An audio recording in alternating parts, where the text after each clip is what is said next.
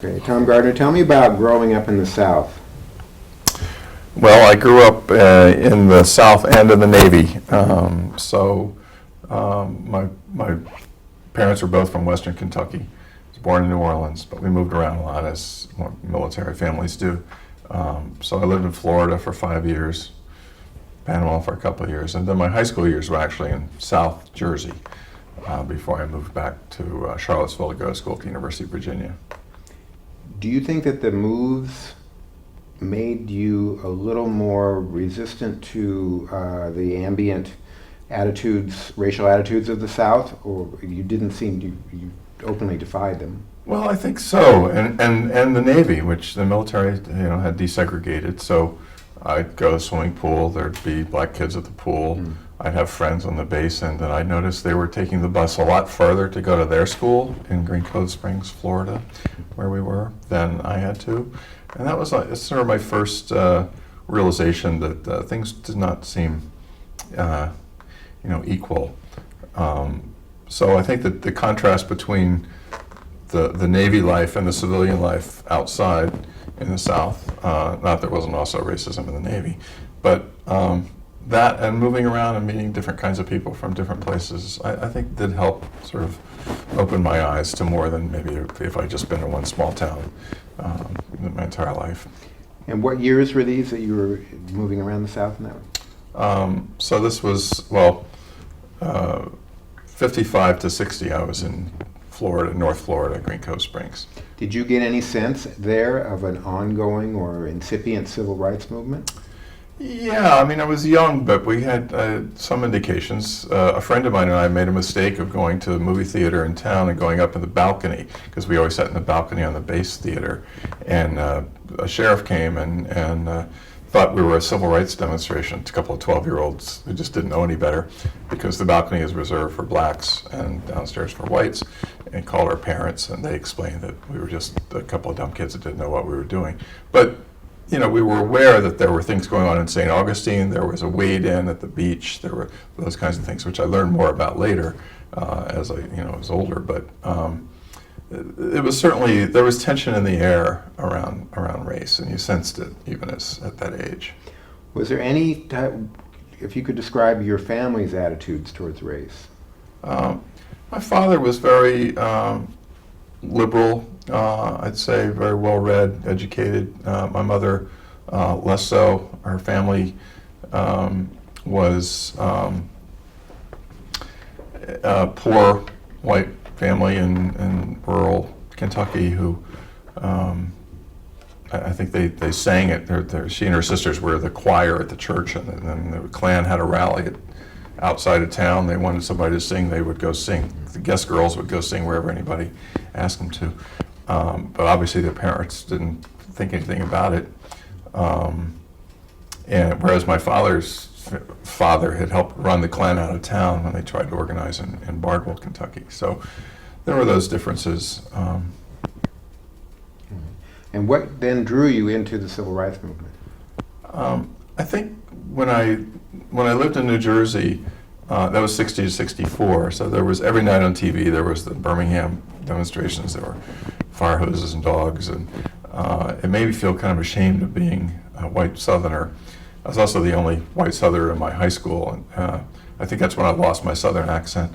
And I had friends. I had many friends in that school, which was about 1/3 black, who were black, and I saw that they were discriminated against, even socially. I'd have parties, and my friends' parents would tell them they couldn't come to my parties because I was inviting black kids to the party.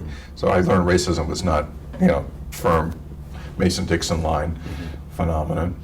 And then when I went to the University of Virginia, I got involved with a group that was organizing to raise funds and supplies to send down to Mississippi after the Freedom Summer project. A lot of black families had been kicked off of their homes, tenant farmers who tried to register to vote. Black churches had been burned down, and there was a project called Freedom Christmas to raise money and supplies for them. And that's the group that organized that, included people who had been at Freedom Summer, came to the University of Virginia to go to graduate school, and then helped organize this group. And that's how I got involved my first semester at the University of Virginia.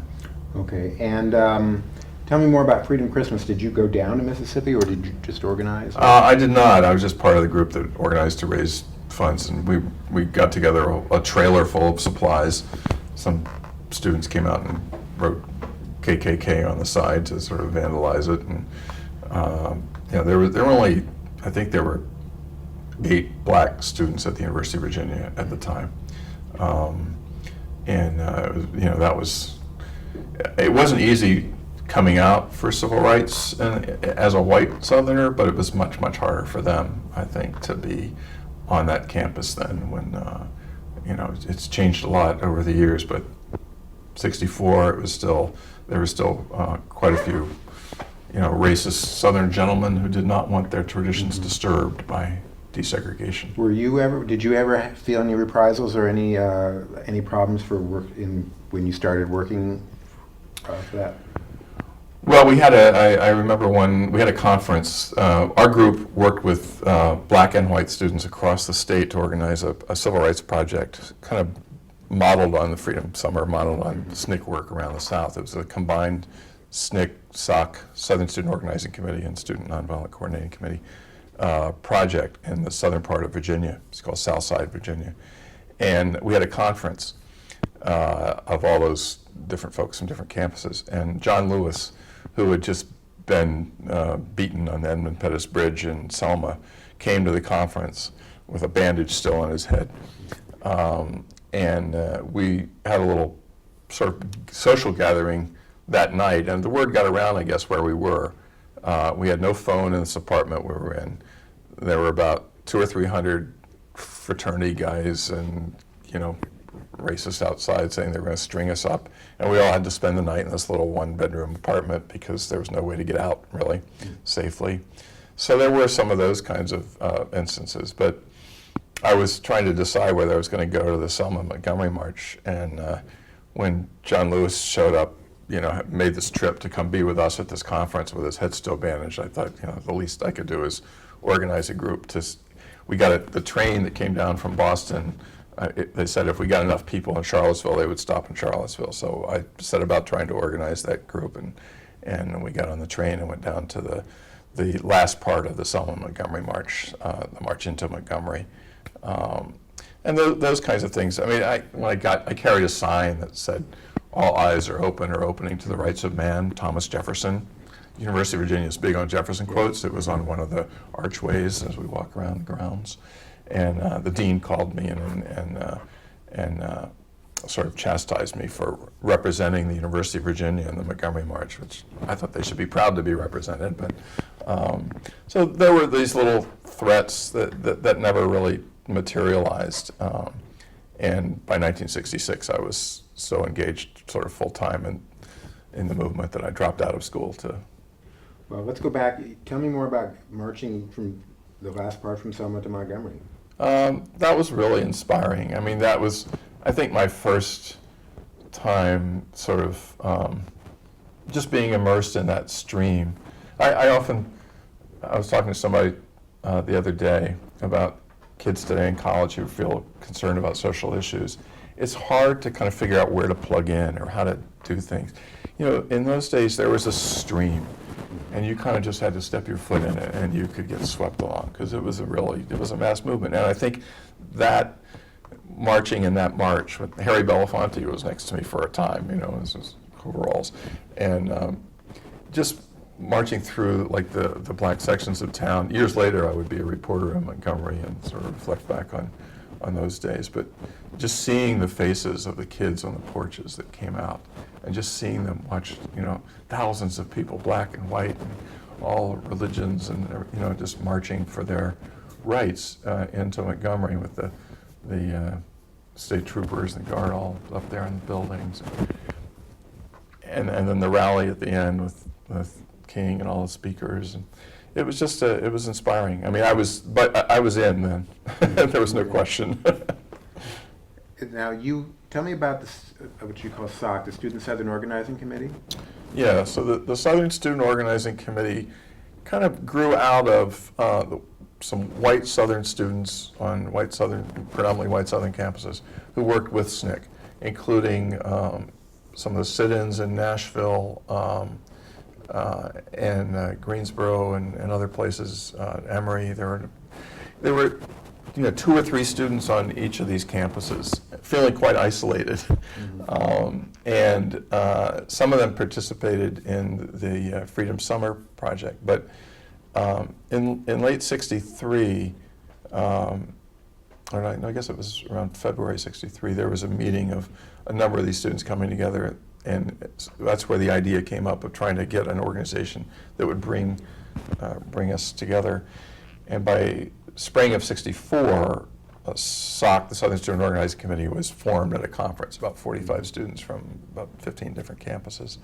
And then they decided to participate in the Freedom Summer Project in what the SNCC folks called the White Folks Organizing Project. There was some question whether they should try and organize in sort of poor white communities, whether they should focus more on sort of middle class, human relations, liberal, trying to flesh out people like that in Mississippi, or maybe the campuses. Some people did campus work, other people tried to do the white community work, which ended up not being all that successful. But some of the campus work actually led into additional campus traveling that helped build the Southern Student Organizing Committee. SNCC gave the SOC travelers a Volkswagen and $300 to get us started, and then we did all these foundation proposals, which we got some money from the Field Foundation and some others. So it took off. Okay, and how was SOC like SNCC, the Student Nonviolent Coordinating Committee, and how was it different? Well, so the SOC organizers were, as I said, all people who had worked with SNCC in different projects, including the Freedom Summer Project. And so the SNCC philosophy of organizing was one that's where we learned how to organize. I mean, it was, you go in and you try to identify issues that local people are concerned with, and you help to build local leadership. It's not about you as the organizer, it's about working yourself out of a job, really.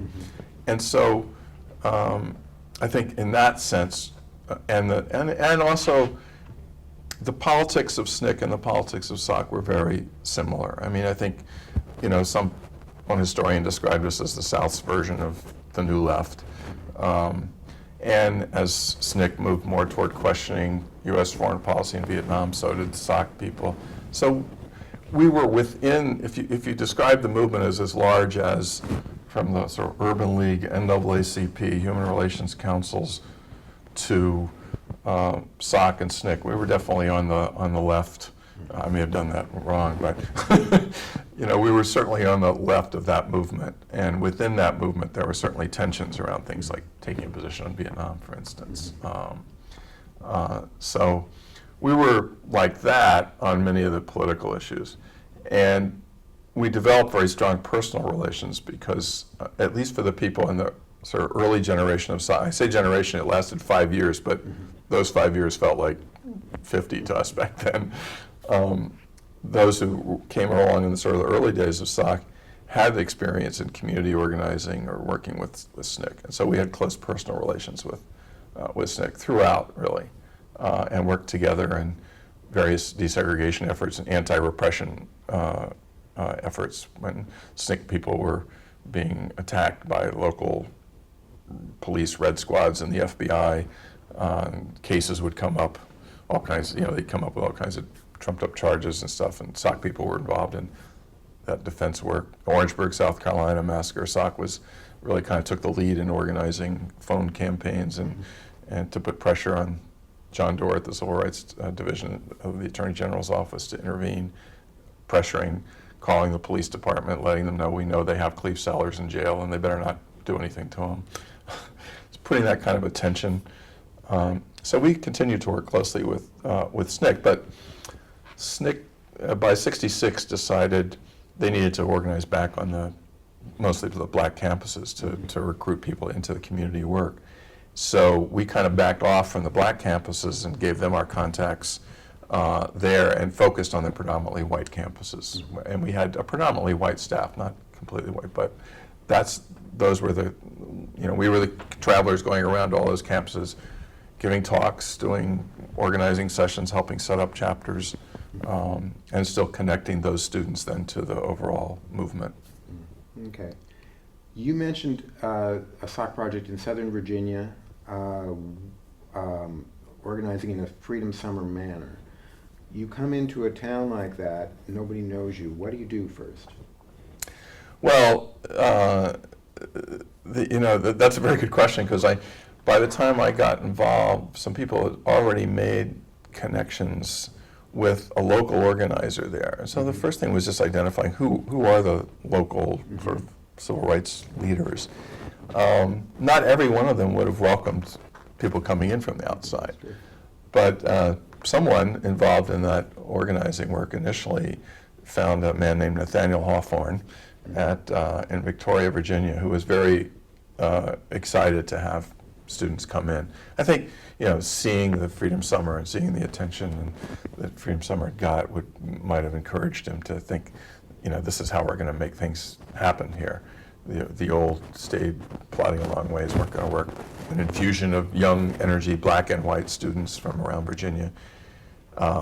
So then we spread out into different counties, and the job of the organizer, often with help from Nathaniel Hawthorne because he knew people in all these counties, was to identify the local civil rights leaders, ask them if we could help out in some way, talk about voter registration, talk about political education classes, just learning about government, and other ways that we might help. Poverty program, the anti-poverty program was in effect, but you needed local community councils to organize it. Well, there was resistance, and some of the community leaders, the established white community leaders, didn't want those anti-poverty programs because they depended on a nice pool of cheap labor to work their lumber mills or their farms, et cetera. So you had to overcome that, and how to organize people to make the applications for the anti-poverty programs. So we got involved in helping people to do all of those things. And we did it in the SNCC style. That is, we did it in ways that would leave people who had learned new skills, who had gotten maybe more involved when we left, because most of us were not planning on staying there for a long period of time. I was only there for about 4 months. But during that time, we doubled the voter registration in the county I was working in, and that was happening throughout the area. Which ultimately began to have an impact. In fact, I was watching the returns from the 2008 Obama election returns, and those counties had not come in yet, and people were getting nervous about how Virginia is going to go and how North Carolina is going to go. And I saw which counties had not reported, and I said, those are going to go for Obama, because I know now those people are registered, and they did. Was there much resistance? You read about the resistance in Mississippi, the poll taxes and voting registration tests and routine denials. Did that type of thing exist where you were in Virginia? Oh yeah, we had to. I remember with Bobby Scott, who was a local African American woman who was quite courageous, riding around with this white college student guy all around this county when people knew civil rights workers were coming in. I mean, the Klan started organizing because civil rights workers were coming to town. In fact, the woman who allowed me to stay in her house, I parked my car between the rows in the cornfield behind her house so the Klan wouldn't know where I was staying. But Bobby Scott and I rode around visiting people, getting them to register to vote, helping them learn how to do that. And I remember we were checking the registrar's list.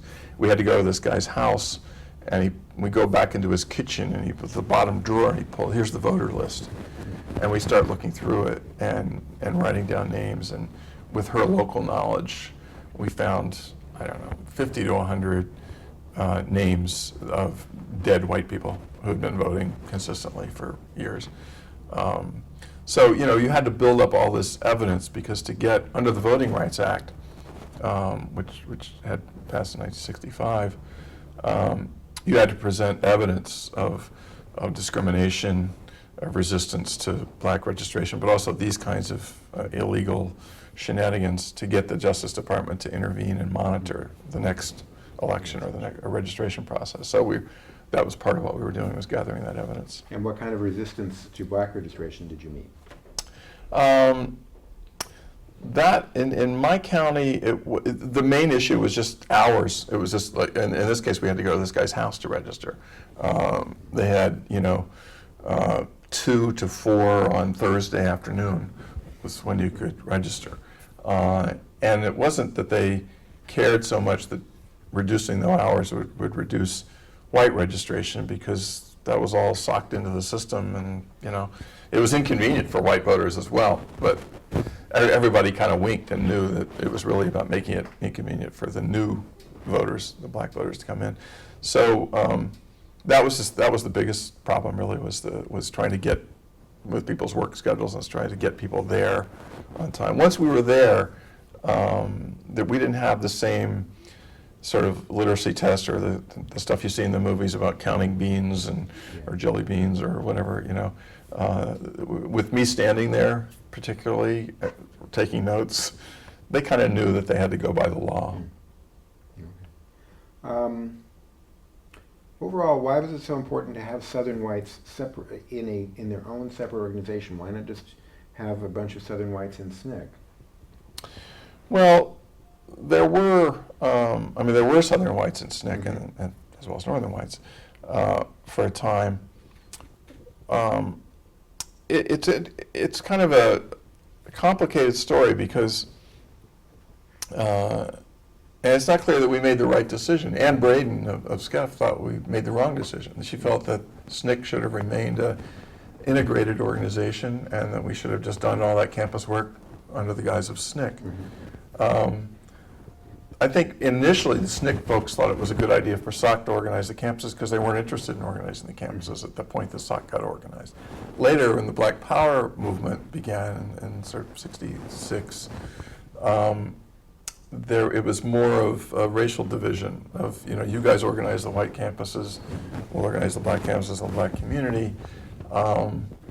And we had sort of taken SNCC leadership on pretty much everything else. And so I think while maybe a lot of white folks who had been involved in the sort of freedom high stage of the movement, the integrated stage of the movement, were uncomfortable with that division being formalized in any way, it made sense to a lot of people that, okay, the one guy said at a conference in Old Gammon Seminary in Atlanta in 1966, a young black organizer from Mississippi said, somebody's got to organize those white cats hanging around the gas station. We can't do it, so you guys need to do it. And that kind of made sense to us. And yet we tried to also keep our ties with SNCC. Not sure how that would have worked out. Would the Black Power movement have developed if it had been a fully integrated organization? It might have altered a variety of things in this sort of history of the movement. But some people also felt that there was this need for white Southerners.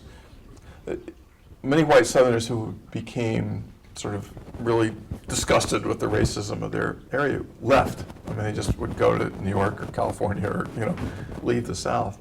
And so a lot of us felt like we need to understand it was okay to be, that there was a tradition of white Southerners who had opposed racism as well in the abolition movement and, Reconstruction. They were all on the way in the 30s, and the 40s, and the 50s. And we actually had a whole conference on Southern history aimed at bringing that history back to the fore that we had not learned in the schools about the white, our predecessors who had fought against racism, the Grimke sisters and slavery. Just a whole bank of people that we could draw on as sort of strength and support for saying we were carrying on a tradition in the South of fighting racism. And so that became part of our sort of, SNCC wasn't all that interested in that, but we felt for organizing young white Southerners and even white working class Southerners in terms of the history of the labor movement, et cetera, that was important information. And so that sort of became part of our identity. We even had for a time a button that was the bars and stars, the Confederate flag with a black and white hand shaking over it. So it was sort of a combination of the SNCC button and the Confederate flag. And when we would go to Northern conferences, people would look at us kind of like, and we would say, hey, it was designed by a black guy, as if that, explained it all. But it was to say, yeah, we are Southerners, and we're claiming the best of the Southern tradition, and that's what we're moving forward, and we're dumping that other bad stuff about the South. And you were talking about organizing those white guys down at the gas station, et cetera. What, you mentioned earlier the White Folks Project at SNCC and Freedom Summer that didn't really pan out very well. What were SOC's efforts and successes in organizing white Southerners? Well, I think one of the maybe sort of the easiest ways in to the sort of white working class was the labor movement. And so we developed really strong ties with labor organizations, national labor organizations that were trying to organize Southern tribes.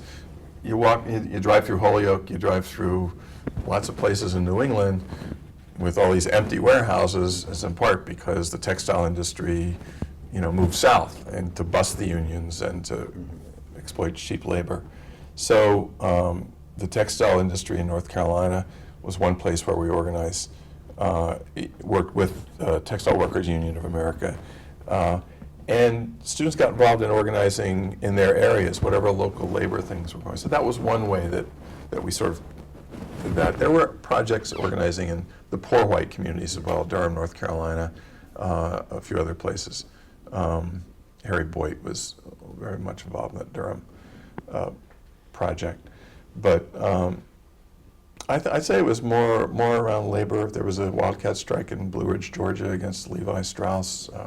SOC got very involved with that in organizing student support. We had Levi burn-ins and stuff like that. But I think labor was probably the main avenue that SOC people got involved in, either in organizing student support for labor or going full-time into the labor movement. And labor movements in the South were already integrated.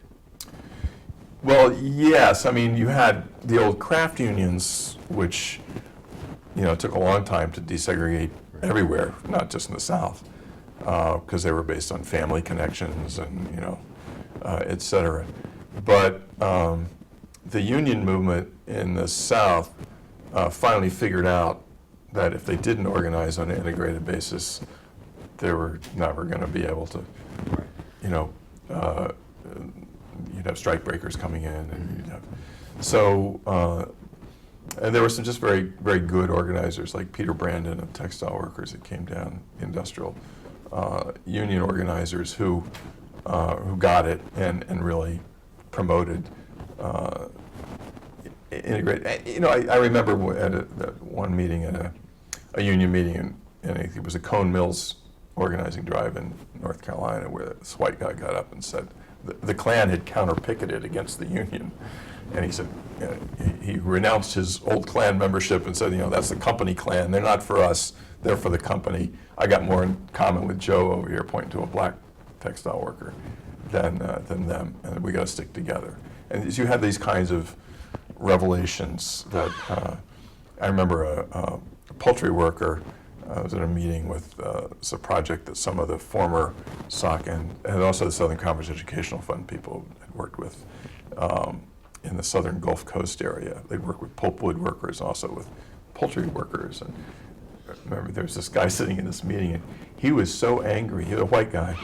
He realized that racism he'd been encouraged to be racist, basically to further exploit him, as Frederick Douglass once pointed out.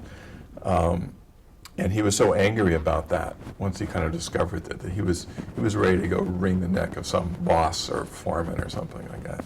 And I asked him, I said, so what's your job in the poultry plant? He said, killer.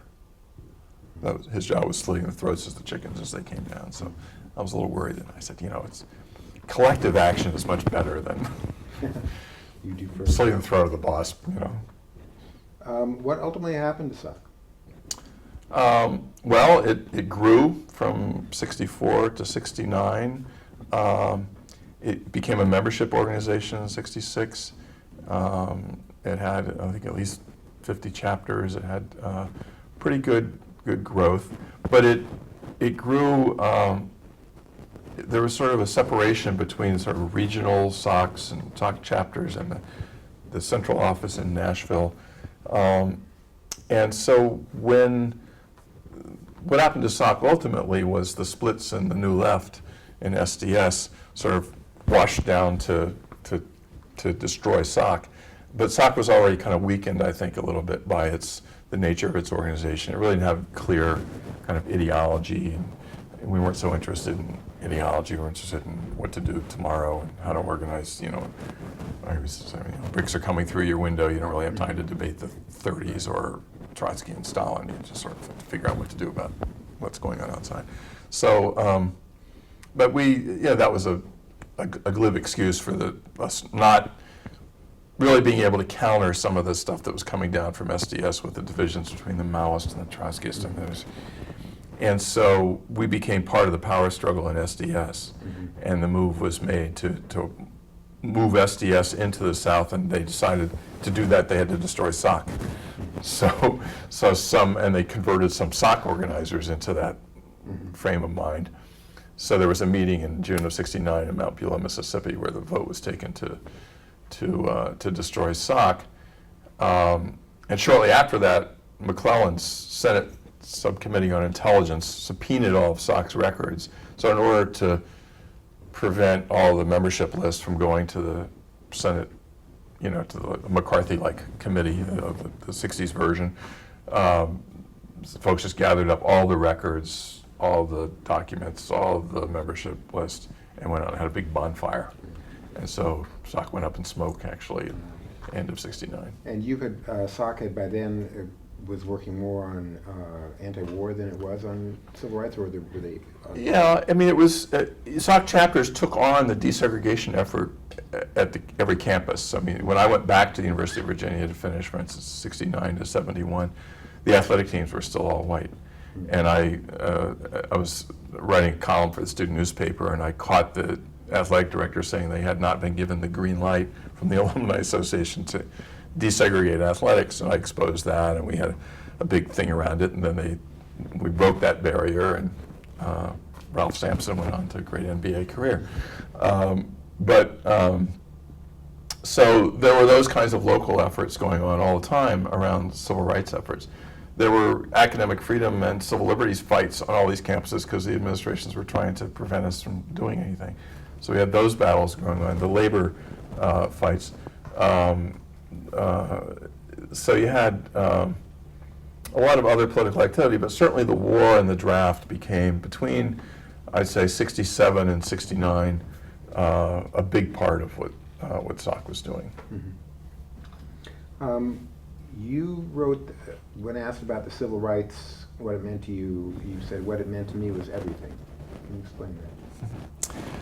Well, I got involved when I was 18, and when you think from 18 to into your 20s, well into your 20s, it's such a formative time. I think you're learning so much about the world. You're sort of kind of figuring out who you are in the world outside of your parents' home now. For me, growing up in that community of people who are committed to making the world a better place and committed to doing something about what they saw around them, getting involved for me was some people say, well, why did you get involved? Well, you looked around and it was all wrong. I mean, people were being oppressed and discriminated against. Of course, you don't think twice about it. Of course you want to correct that. That's the way I responded, but not everybody was responding that way. And to find community with people who were validated, that I was making the right choice in a way. And it reinforced that impulse. Over and over again. The more I got involved, the deeper I got involved. So I think that really shaped who I became. I mean, in ways more than a class or two. I had some great classes at the University of Virginia. Southern history professor of mine, Paul Gaston, had been attacked the year before for being in a little picket line to desegregate a restaurant. And the fact that this gentleman in his nice Southern Alabama accent was talking about his involvement in civil rights work, made me and I think other Southern white Southern students feel like, oh, like you can actually not be ashamed of being a white Southerner. You can actually do something about changing it. So all of that, it's sort of resolved the Southern identity as well as shaping who I would become in terms of working to change things that I saw needed to be changed. And what type of work have you done since? Oh, how much time you got? So I went back to school and finished at the University of Virginia and was still involved in a lot of political work then, advocacy, journalism, sort of alternative journalism with different newspapers. And then I got very much involved in the labor movement. I worked for a year in South Carolina organizing in Charleston and Greenville for the United Electrical Workers, a progressive electrical workers union. I was on the board of the Southern Conference Educational Fund, which was a long-standing organization doing civil rights work and other work. And through that, got in touch with people who were organizing support for these prisoners in Alabama who had been trying to address their conditions declared by Judge Johnson to be cruel and unusual punishment in and of themselves. There was a rebellion in the prison. There were people then facing the death penalty. So at the time I was working in a GE plant organizing a union from within in Norfolk, Virginia. And I decided to go to Alabama to help organize a defense committee for these prisoners. So I got very involved in that work for years. That those cases went on and on and on. To make a long story short, I decided at one point that it made more sense to be a journalist. The movement had kind of, well, it was on its wane, had kind of gone back out to sea, leaving a lot of us floundering around on the beaches. But I thought, rather than spending hours and hours trying to organize a demonstration that might get 6 inches of copy in the local paper and 20 seconds on the local news, why don't I just be a journalist and then I could, cover those things that I thought ought to be covered maybe. So I went back to school and got a master's in journalism, and then I became a journalist at the Montgomery Advertiser in Montgomery, Alabama. I covered George Wallace's last administration, actually, as a senior political reporter. And I was there when Reagan came into office and started talking about blowing up the Soviet Union, and I had what people call a nuke-mare. I had this nightmare about mushroom clouds on the horizon and my little 2-year-old daughter looking up at me like, why didn't you stop this? So I said, okay, nuclear issue, I got to do something about that. But I had to learn more. So I went to the Kennedy School of Harvard to study nuclear security, and then I worked for the Union of Concerned Scientists after that as a director of communications for a number of years. Eventually, after a couple of other jobs at Harvard Divinity School and International Development Institute at Harvard, I thought, okay, I've accumulated enough experience now, it's time to go teach. And it's something I'd thought about doing for a long time. And so then I decided to become a college teacher, and I went to UMass to get my PhD in communication. And I try to do what I can, to raise people's awareness in the classroom. And you now teach at? Westfield State University in Westfield, Mass. And I try to contribute where I can to young people who are coming along and going to the marches and doing all those things. I don't necessarily go to all the marches, but it is encouraging to see a lot of young people out there. I mean, the climate change march recently is a good example. So I try and stay in touch enough to be able to put my students in touch with what's going on out there.